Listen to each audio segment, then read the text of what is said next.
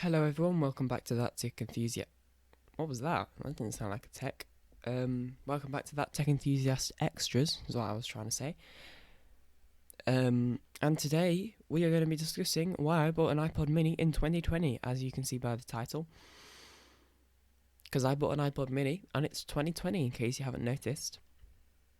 So, right, first of all, just want to say something. I do have a phone that can play music, obviously. I have a Galaxy A40. Nothing wrong with it. It's just got updated to 110 and I'm really happy. And I also have a subscription to, my family has a subscription to Amazon Music that I use.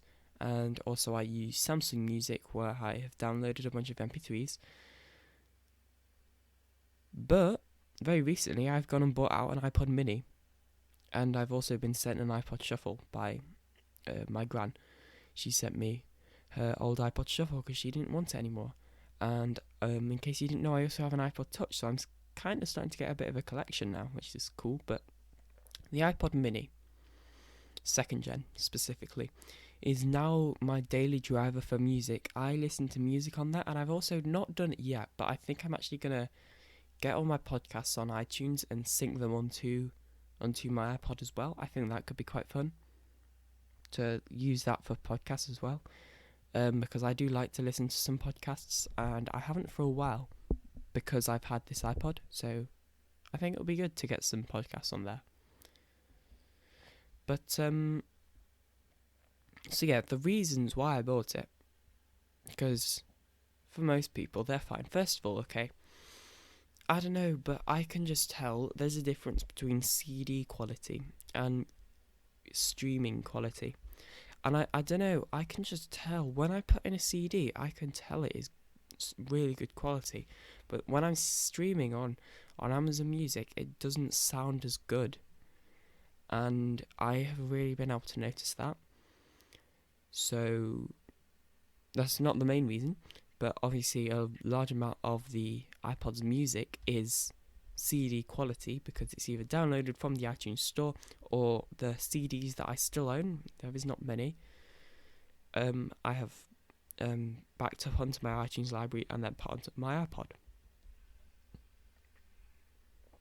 So that's really not a reason just itself for me to want to get an iPod. I've been watching a YouTube channel called Dank Pods recently, and on there, a lot of the things he does is he mods iPods, the old ones, not the touches. And I kind of wanted to have a go at it, so I have ordered an iFlash SD card adapter thingy. So I'm not going to be using, because these old iPods have actual hard drives in it, and like I'm amazed by that, and I think that's really cool. But it also means that what you can do, and what I'm actually going to do, is I've got an adapter. Well, I've bought an adapter. I'm waiting for it to come, which is it's like the hard drive connector to an SD card, and you just put the SD card in there, and then you plug it into the hard drive adapter thingy, because it's not like a normal, it's not a SATA or a SATA. I always forget which one it is. But it's their own design, I think. You put that in, and there you go. You have a kind of SSD, but also you can upgrade the storage.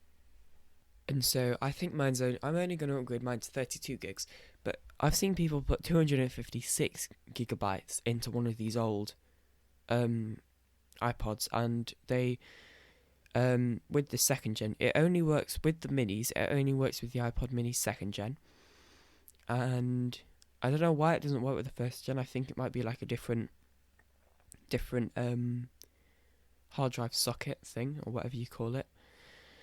So yeah, it only works with the second gen, and the max you can go is 256, where you could probably put more in and it would still work, but it wouldn't be able to shuffle songs because it doesn't have a big enough RAM.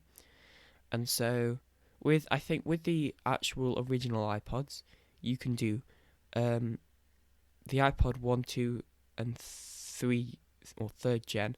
All of those don't work because their RAM is too small. You can't put more than the 4 gigabytes, I think, is already in there. I can't remember.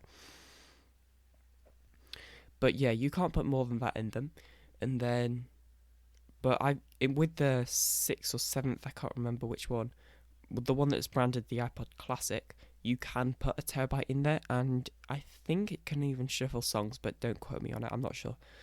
And yeah, I got the iPod Mini 2nd Gen because, first of all, it's the cheapest, and it also looks like it's the easiest to open. And so yeah, I'm really excited for that to come. But I don't really get affected by this, but another reason that you could potentially want an iPod, because I think iPods are the best product Apple ever made. First of all, it's different, okay? There are obviously a lot of MP3 players on the market, but I feel like Apple did the best, made the best ones.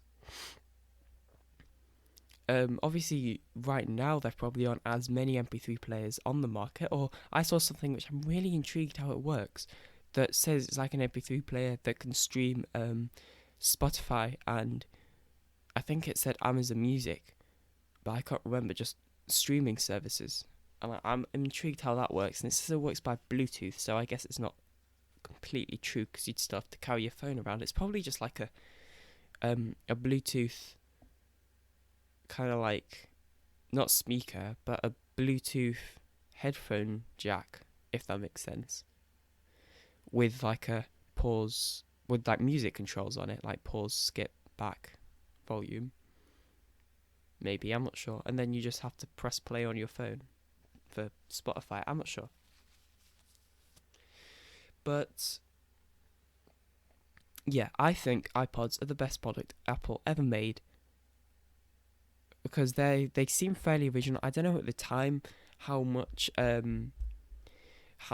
had been done before, but from what I can tell, they did really well. They are now a fairly collectible item as well, iPods.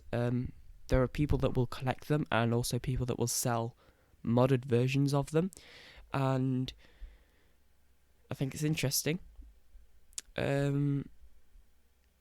As you can tell, I've kind of, as I said earlier, I've got some as well.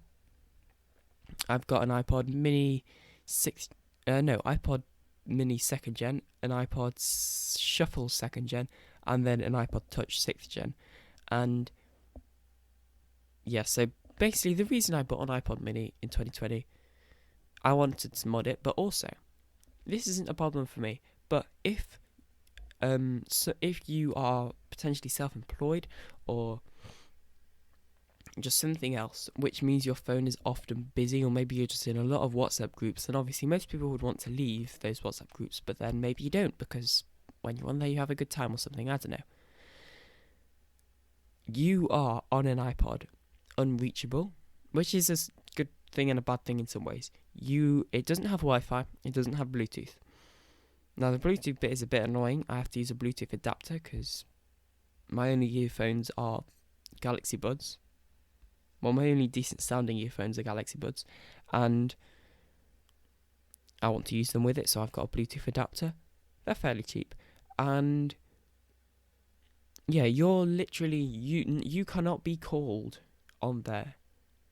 As DankPod said, I don't know what his actual name is, but the YouTube channel is called DankPods, link in the description.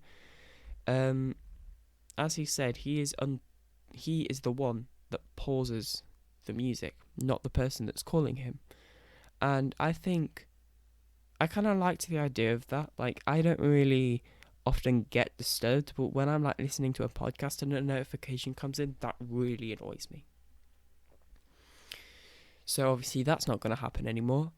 And you know, they're also fun. There are some, I really like using the click wheel, and then there are also some games on there. And actually, one of the games on there is a music quiz. So you have like 4 options, and it will play a song, and from your music library, obviously, and you have to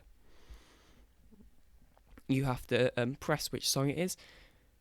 And something cool about that, you can kind of hear and feel the hard drive moving as it's like going to different as it's going to, like, obviously one song is on one bit of the hard drive and then one song is on the other, because it's not just playing down a list of songs that are presumably all next to each other on the hard drive.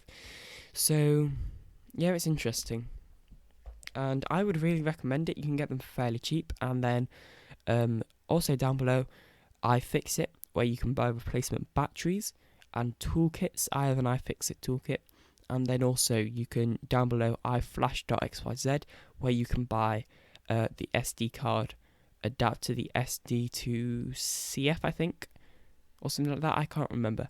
But yeah, link down there, not sponsored, but you should definitely go and check it out. Thanks for listening, and hope you enjoyed.